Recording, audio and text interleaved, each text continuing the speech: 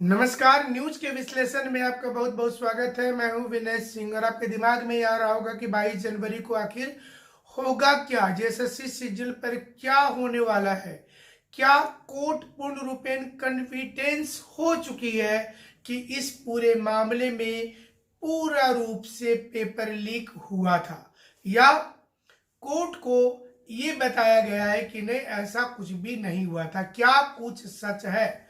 तो इस समय में आप जो ये तस्वीर देख रहे हैं, जिसमें पहली तस्वीर अगर आप देखें तो आपको ये दिखेगा कि जिसमें कोर्ट ने साफ तौर पर दो चीजों को कहा है। कोर्ट की पूरी जो नोटिस है उसमें दो चीज आई है। पहला कि सरकार ने, आखिर प्रशासन ने एफआईआर क्यों नहीं लॉन्च किया, मतलब जो कंप्लेनर थे उनकी ओर से बोला गया है कि आपने क्यों नहीं लॉन्च किया, और लॉन्च करके आपने क्यों नहीं जो है इस पूरे मामले पर जांच किया। तो पहला बिंदु है। दूसरा, आप रिजल्ट नहीं निकालिएगा, जो इस समय में सारे लोग जानते हैं कि 22 तक रिजल्ट नहीं निकलेगा, 22 को सुनवाई के बाद ही आगे कुछ तय होगा।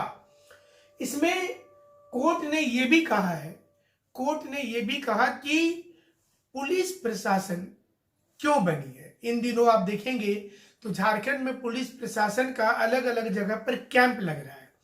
उसमें बोला जा रहा है कि आप ऑनलाइन एफआईआर दर्ज कर सकते हैं। थाना में हर लोगों के साथ अच्छा से बिहेव होना चाहिए, ये उसमें बोला जा रहा, समझाया जा रहा पुलिस पदाधिकारियों को बैठा करके। लेकिन क्या ये वास्तव में सच है, क्या ये चीजें दिखती हैं, ये आप अच्छी से बताएंगे, पहला चीज। दूसरा कि आज फिर से एक बार अगर आप देखेंगे तो दो अखबारों ने आज दो अलग अलग खबर लिया। पहली खबर है कि 5 बार सबूत दिखाने के लिए बोला गया कंप्लेन करने वाले लोगों को, याचिकाकर्ता जो है उसको, लेकिन वो आए ही नहीं। तो भैया वो क्यों नहीं आए? वो क्यों नहीं आए होंगे? क्योंकि उनको ऐसा डर लगा होगा कि संभवतः ये सबूत जो है देखने के बाद नष्ट कर सकते हैं, मे बी पॉसिबल, ये याचिकाकर्ता को लगा होगा। तो इस मामले में ये चीज पहली डेवलपमेंट हुई है कि याचिकाकर्ता ने कहा कि हम कोर्ट में देंगे। तो दूसरा सवाल, सीआईडी जांच होगी तो क्या इससे कोर्ट कन्विंस हो जाएगी? क्योंकि ये भी एक बड़ा मामला आ गया कि अब तो साक्ष्य तो देना पड़ेगा, लेकिन क्या सीआईडी जांच से कोर्ट कन्विंस्ड होती है? तो ये दो ऐसे सवाल होंगे जो आपको सबसे ज्यादा इस समय में सोचने पर मजबूर कर रहे होंगे कि आखिर होगा क्या। तब इसको समझिए कि अगर एविडेंस जो है वो पक्के हैं तो आपका 100 200 नहीं 1000% परीक्षा रद्द हो जाएगा। कुछ दिमाग एक्स्ट्रा नहीं लगाना है। ऐसे आप जब एक बार पकड़ा जाता है कि आपके पास वीडियो जो था ये कोर्ट कन्विंस्ड है, तो कोई किंतु परंतु नहीं है, आराम से आप घर में भी रहेंगे, क्योंकि वो तो फोरेंसिक जांच होगा। फोरेंसिक जांच के बाद में अगर सीआईडी की जांच से संतुष्ट नहीं है तो जुडिशियल जो है अधिकारी के अंतर्गत जांच होगा, ये सीबीआई को भी दिया जाएगा। तो सीबीआई भी उसको देखेगी और सीबीआई और मैन्युटली तरीके से देखेगी कि इसमें सच्चाई क्या है। अब स्टूडेंट्स का मानना है कि सीबीआई को ही देने में क्या दिक्कत है, अगर सब कुछ सही है, जेएसएससी भी सही है, सरकार भी सही है, एजेंसी भी सही है, तो जब सब कोई सही है तो इस मामले को सीबीआई को ही दे दीजिए। पहला चीज तो ये तर्क में दम है।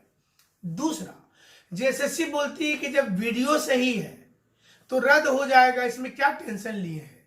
दूसरा, उनका भी तर्क सही है, तो मामला कहां पर फंसा हुआ है। जांच आयोग बनाया गया था, जो जांच आयोग बनाने के लिए गवर्नर ने कहा था, माननीय राज्यपाल महोदय ने कहा था। जांच आयोग में मेंबर कौन थे? तो ये एक बड़ा सवाल उठता है कि मेंबर में अगर आउटसाइडर को रख लिया जाता, मान लीजिए कि मेंबर में कोई दूसरे विभाग के पदाधिकारी होते, सेंट्रल एजेंसी का कोई पदाधिकारी रहता है तो कर सकते थे आप लोग, जेएसएससी वाले भी चाहते तो कर लेते। मेंबर में कोई हाईकोर्ट के पूर्व न्यायाधीश को रखा जाता, तो इस जांच रिपोर्ट जो गवर्नर महोदय के पास गया और जो अखबारों में आया है, तो इस पर ज्यादा सत्यता नजर आता। अभी क्या हो रहा है कि जेएसएससी के लोग जांच किए, 3 सदस्यीय आयोग में राज्य के लोग थे, तो थोड़ा ये देखिए, राज्यपाल सिर्फ ये बोल सकते हैं जांच करवाइए, वो नियुक्ति नहीं कर सकते कि फल्ला फल्ला अधिकारी जांच करेंगे। तो इसलिए इस मामले में एक नया चीज आपको देखने को मिल रहा है जो सच है। और वीडियो अगर दमदार है, जो हम बार बार पहले दिन से भी बोल रहे हैं, देखिएगा आप, हमारे सही कारण है कि हमारा विश्लेषण का लोग वेट करके और कमेंट में 99% लोग सही लिखते हैं, 1% कौन लोग हैं सब कोई जानता है, क्योंकि हम गलत चीजों पर कभी सपोर्ट नहीं करते हैं। तो वीडियो एविडेंस जो है वो सत्यता के साथ है, जो शिक्षकों ने भी कहा, और अगर वो सत्यता वाली है तो आप आराम से बैठिए, इसमें कोई कुछ क्या कर सकता है, वीडियो को नया कुछ कर नहीं सकता है, हाईकोर्ट में परिवर्तन हो नहीं सकता है। और अजीत कुमार जी इतने बड़े वकील हैं कि हमें नहीं लगता है कि वीडियो अगर सच्चाई वाला पूरा है ही जब जमा, तो कोई नया दिमाग लगाने की जरूरत नहीं, इससे केस और कमजोर होता है। अगर आप एक चीज जब दावा कर देते हैं कोर्ट में कि हमारे पास सच है, फिर आप दूसरा दावा करते हैं कि हम लोग को अभी ऐसा करके करेंगे, अभी वैसा करेंगे, फिर एक नया कुछ लाएंगे, तो कोर्ट को जेएसएससी बोलेगी कि देखिए ये लोग के पास तो वीडियो था ही, फिर ये लोग नया चीज कर रहा है, ये लोग को तो किसी पर भरोसा नहीं है, कोर्ट पर भी भरोसा नहीं है। तो यहाँ पर कोर्ट का केस थोड़ा कमजोर होगा, मतलब हमें जैसा लगता है व्यक्तिगत रूप से, हम जो अपना एनालिसिस करते हैं उसमें बता रहे हैं। बाकी आप लोग जो लोग कर रहे हैं वो अपने से समझदार हैं, चूंकि हमसे तो राय मशवरा करते भी नहीं है, तो वो लोग बहुत समझदार लोग हैं। जो लोग इसको याचिका करते हैं उनको जरूर हमसे ज्यादा बुद्धि होगा, ज्यादा नॉलेज है, ज्यादा अच्छे व्यक्तित्व है, तो वो लोग कर रहे हैं। तो हम इस पर ये बताना चाह रहे हैं आपको कि देखिए दोनों ओर से जेएसएससी भी अपना हर प्रकार से कोशिश करेगी कि वो बदनाम हो रही है तो अपने आप को बचाए, बट वीडियो बहुत इंपॉर्टेंट है, क्योंकि वीडियो की चीजों को हम लोगों ने वहां जाकर के बोला कि वीडियो हमारे पास है, तो वो बहुत ज्यादा इंपॉर्टेंट हो जाता है और उसी पे जीत हो जाएगी, हमारा व्यक्तिगत तर्क है।